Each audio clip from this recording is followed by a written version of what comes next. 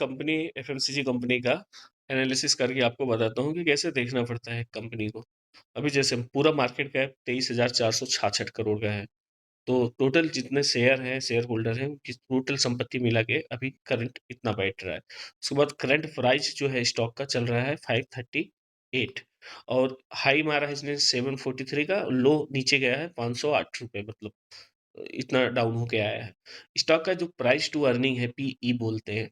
ये पी का मतलब होता है कि अभी जितना कंपनी 1 साल में अर्न करती है, उसका कितना गुना जो है स्टॉक का प्राइस ये टाइम चल रहा है। तो ये 28 साल की अर्निंग पे बिक रहा है। मतलब अभी इतना ही कमाती रही कंपनी तो 28 साल तक कमाएगी, तब जाके मेरा पूरा पैसा रिकवर हो जाएगा। इतना ईपीएस अर्निंग करके देगा मेरे को। लेकिन वो देखना पड़ता है भाई कि हर साल 6% 7% से इनका ग्रोथ भी है। तो ग्रोथ के साथ इसकी वजह से पी हमेशा ज़्यादा रहता है। ऊपर से एफएमसीजी कंपनी है, तो ये इनका थोड़ा और भी पी हाई रहता है, क्योंकि इनके बिज़नेस में जल्दी डाउन नहीं आता है। भाई इनके जो क्रीम्स बिकते हैं, साबुन बिकते हैं, इनके बहुत सारे प्रोडक्ट बिकते हैं। बहुत दिन से है मार्केट में। बुक वैल्यू वो 61.7 जो बता रहा है इनका, तो बुक वो होती है जो कंपनी के टोटल एसेट्स होते हैं, उनके बिल्डिंग्स, उनके कैश, उनकी कंपनियां, टोटल की वैल्यू जो होती है, उनका डेप्थ कम करके उसका बुक बनाया जाता है। वो उतना वैल्यू है, मतलब 62 रुपए कंपनी का एक शेयर का रियल वैल्यू है, बुक जिसको बोलते हैं बुक वैल्यू। उसके बाद डिविडेंड यील्ड, कंपनी 1.5% का डिविडेंड यील्ड यील्ड देती है। मतलब हर साल जो कंपनी का टोटल स्टॉक का प्राइस है, उसका 1.5% वो हर साल आपको बैंक अकाउंट में डायरेक्ट ट्रांसफर कर देती है। आरओसी, आरओसी होता है कि कंपनी का जो बुक वैल्यू है प्लस जो जो उसने डेप्ट लिया है कर्ज, उसके ऊपर टोटल मिला के कितना रिटर्न कमाती है हर साल। तो ये उसका आरओसी है। आरओई हो गया है कंपनी का। इसमें बस वो आप डेप्ट डेट हटा दीजिए, उसके बाद जो उसका नेट बुक वैल्यू है उस पे वो कितना रिटर्न जनरेट करती है हर साल। उसके बाद फेस वैल्यू का कोई मतलब नहीं होता है, जब कंपनी स्टार्ट होती है वही टाइम पे देखा जाता है। सेल्स ग्रोथ 3 साल का 6% से इन्होंने हर साल अपनी सेल्स को बढ़ाया है, और 5 साल का 7%, 7.5% है। और उसके बाद प्रॉफिट ग्रोथ 3 साल का थोड़ा डाउन है इनका, 5 साल का लेके जाएंगे तो 21% से। तो आरओई 3 साल का average ROE, return on equity, मतलब कि बुक वैल्यू पे कितना ये कमा रही है कंपनी, उसका 29% है। ये अच्छा है। उसके बाद चलिए, वो तो वापस आया। इंटरेस्ट कवरेज कंपनी का मतलब कंपनी के ऊपर जितने अ, सारे लोन हैं, उसका 93 मल्टीपल ओन करती है कंपनी, तो कोई इश्यू नहीं है। पीईजी रेशियो, ये फ्यूचर अर्निंग ग्रोथ का एक फार्मूला है। ऐसी कंपनियों में इसको भी देख के कोई मतलब नहीं है। करंट रेशियो 168 है, मतलब जो करंट में कंपनी की जो देनदारियां हैं, वो देनदारियां के अगेंस्ट कंपनी के पास कैश कितना है, ये 1.5 के ऊपर अच्छा कंसीडर किया जाता है। 160 परफेक्ट है ये। 1.60 मतलब अगर उनको 100 रुपये ब्याज चुकाने हैं इस साल के, तो उनके पास ऑलरेडी 168 रुपये पड़े हैं। इंटरप्राइज वैल्यू हो गया आपका, कंपनी कितना वैल्यू है टोटल पूरी कंपनी को, अगर अभी के अभी मुझे खरीदना है, उसके डेप्थ सब मेरे सिर पे आ जाएंगे। उसका जो कर्ज लिया है कंपनी, जो उसके एसेट्स है, तो टोटल कंपनी 23,283 करोड़ में आपकी हुई। मुबारक हो। उसके बाद इंडस्ट्री का पी देखते हैं, लगभग 52 है। तो इनका 28 कुछ है, तो काफ़ी सस्ता बिक रहा है इंडस्ट्री के आगे इनका पी। वो ग्रोथ की वजह से भी पी थोड़ा कम हो जाता है, क्योंकि 6-7% ग्रोथ को मार्केट ना रिवार्ड नहीं करता है। बाकी बिजनेस स्टेबल है। उसके बाद फिर चले डेप्ट, कंपनी के ऊपर टोटल 89 करोड़ का कर्ज है। कुछ भी नहीं है भाई, 23,000 करोड़ मार्केट कैप की कंपनी, मूंगफली के दाने जितना भी नहीं है। रिटर्न ऑन इक्विटी ओके, पहले बताया। इंट्रिंसिक वैल्यू 210 बता रहे थे, 210 के नीचे अगर सब लोग सुपर है। 210 इसका रियल इंटरेस्ट इंट्रेंसिक वैल्यू बनता है, लेकिन अभी क्या है ना, इतनी स्टेबलाइज बिजनेस, इतनी भरोसेमंद कंपनी का, वो इंट्रेंसिक वैल्यू के आसपास भी नहीं जाती है कभी इनका स्टॉक प्राइस। तो ये थोड़ा महंगा बिकते ही हैं। और रिटर्न ऑन एसेट तो अब सब आपको समझ में आ गया। उसके अलावा चले जाते हैं इनका 10 साल का हम प्राइस एनालिसिस करते हैं, तो 10 साल में आप देखेंगे ना, तो 2016 में 484 का था, तो उन्होंने कुछ दिया नहीं है 10 साल में बना के 611, मतलब घूम फिर के 10 साल में स्टॉक वहीं का वहीं है।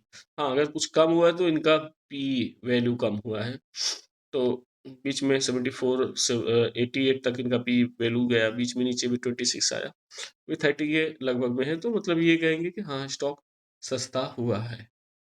और ईवी टू EBITDA, तो ये भी यहाँ से भी सस्ता ही बता रहा है। अब बुक वैल्यू के हिसाब से भी लेके जाएंगे तो रेट कम है करंट टाइम पे।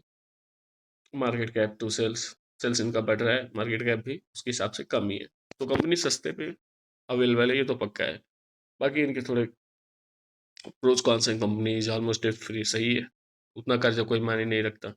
कंपनी है जो कोई रिटर्न और इक्विटी, हाँ 30% के लगभग इनका ROE है 3-4 साल से लगातार, तो पहले भी ऐसे ही है, तो बढ़िया है। Company maintaining healthy dividend pay 52.5% भैया, ये उनका जो होता है, आपको ऊपर बताया था ना, एक एक रुपए का 2 रुपए कुछ था इनका फेस वैल्यू, तो उसके ऊपर ये 52% बोलते हैं। बाकी स्टॉक प्राइस के लिहाज से आएंगे तो 1.5% का आएगा।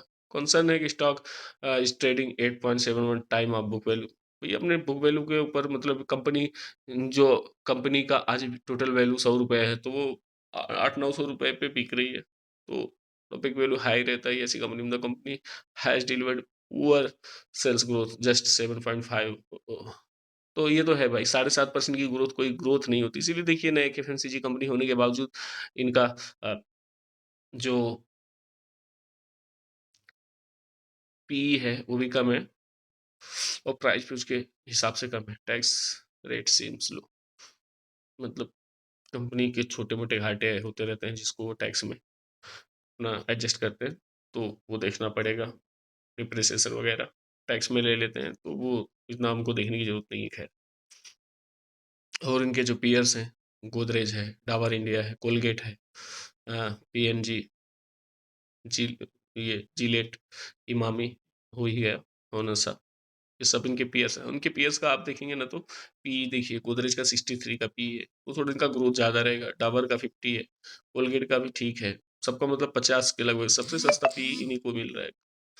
सबसे सस्ते में यही बिक रहे हैं। और सेल्स ग्रोथ भी आप देखिए ना, जून 2022 में 773, 814, 900, मतलब धीरे धीरे बढ़ रहा है, लेकिन कोई इतना तगड़ा उछाल नहीं है। और इसके साथ EPS भी देखिए, वो यहाँ 1.5 रुपये, यहाँ 4 रुपये, 5 रुपये, 3 रुपये, 3 रुपये, क्वार्टर का है इनका, 4, 5, 3, 4, 4, 6, 3, 3.5, तो इसमें कुछ ज़्यादा ग्रोथ नहीं है।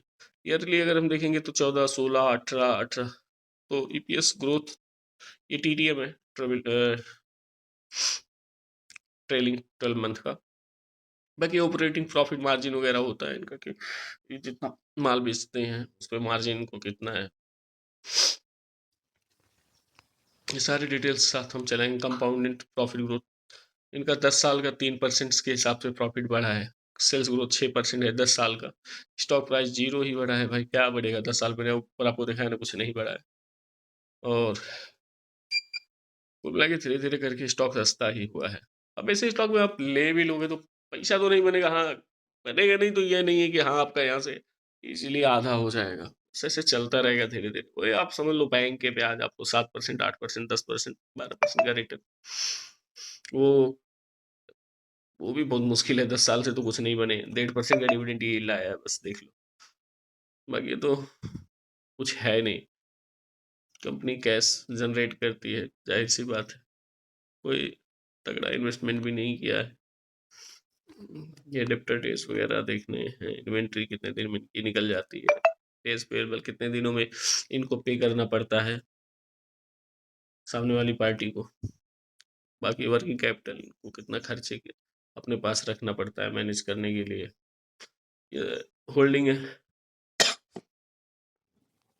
प्रमोटर क्वार्टर क्वार्टर क्वार्टर कितना होल्ड रखते हैं, फाई कब आ रहे हैं, कब जा रहे हैं, सब देखने की चीज़ है। बाकी अब नीचे चले आएंगे तो इनका ट्रांसक्रिप्ट नोट्स, पीपीटी, इनका पूरा साल का अपना ब्यौरा देंगे, भैया हमने ये कमाया, ये गँवाया, इतना मार्जिन मिला, ये प्रॉब्लम है मार्केट में, ये अच्छा है, हम ये ग्रोथ करने वाले हैं, हम ये कब बनाने वाले हैं, ये कंपनी आगे सब जाएगी। क्रेडिट रेटिंग ये कंपनीज को हमेशा देते रहते हैं। क्रिसिल वगैरह जैसे कई सारे संस्थाएं हैं जो कंपनी को क्रेडिट रेटिंग देते हैं, उसके क्रेडिट रेटिंग उनकी कंपनी की स्टेबलाइज, उनकी बैलेंस शीट का हेल्थ कैसा है, उनका बिजनेस कैसा काम कर रहा है, तो चूंकि मतलब वो एक क्रेडिट मिल जाता है, उस क्रेडिट के अगेंस्ट उनको लोन बहुत अच्छे रेट पे मिलता है। जिसकी जितनी अच्छी रेटिंग रहेगी उसको उतना इजीली बेटर लोन मिल जाएगा।